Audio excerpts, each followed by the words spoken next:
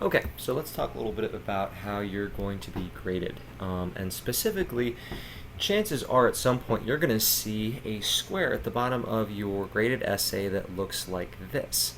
And if you take a look, it's actually divided up into three sections. First, we have this section here, which is your actual score. And you'll see, as you see on the domain scoring guide, it's broken down according to focus, content, organization, engagement, and conventions. What will generally happen is that a major paper will be 100 points. So your score will be out of those 100 points. Now, since each of these domains on the domain scoring guide is worth a maximum of 4 points, what I then do is I take whatever score that you get and I multiply it by 5. And that ends up giving us, and I actually guess I should take this fraction and I should put it down here, that ends up giving us your total. So how does that work out? Well, let's say that you get a 3 on focus and you get a 3 on content. Let's say your organization is pretty good. But let's say that your engagement isn't great and it's not really helped out by your conventions. So what you've got then is you've got 3, 6, 7, 8, 9, 10, 11, 12, 13, 14. 14 multiplied by 5 is going to give you a 70. So you get a 70%. That is a C. That is in fact the lowest passing grade. Now, one of the things you have to pay attention to here is take a look at this. That organization, that was a 4. That's the highest score you can get in organization.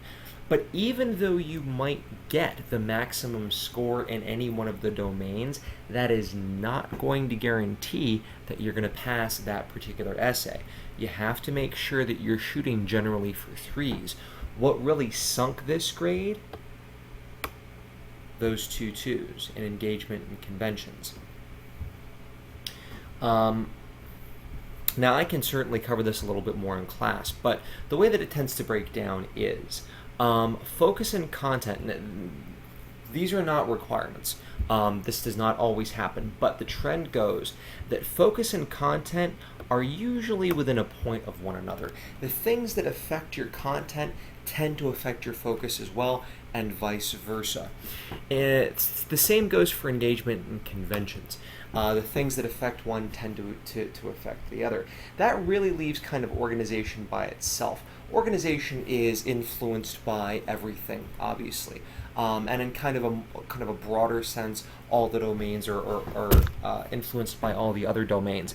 But with organization, it gets a little bit more complicated because you have to worry not just about kind of the organization of the whole essay. You also have to worry about the organization of your paragraphs. You also have to worry about the organization of your sentences. And I can talk about that more in class. But let's take a look at the other 2/3 of this. So over here, what's going to happen is you've got this this kind of checklist.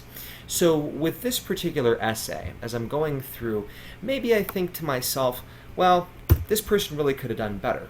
But at the same time, maybe they're really making good progress, say, on organization. As we see, they've got a 4 in organization, right? But then maybe I think to myself, I don't think that they're really trying that much in terms of their proofreading, and their engagement in their conventions might suffer for that. So I might put checks, next to any one of these. But when you see those X's, they're corresponding with those things that you see to the right there.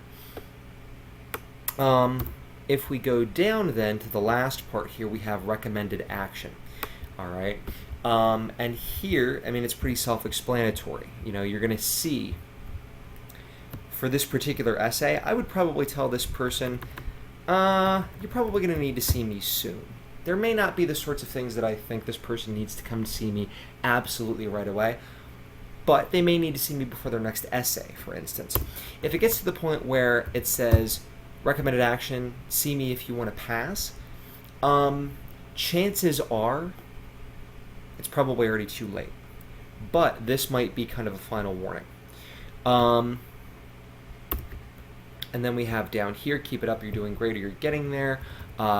Make sure that you review the formatting guide. If somebody has a lot of formatting errors, and it says here MLA, but what I really mean is review the formatting guide for your major.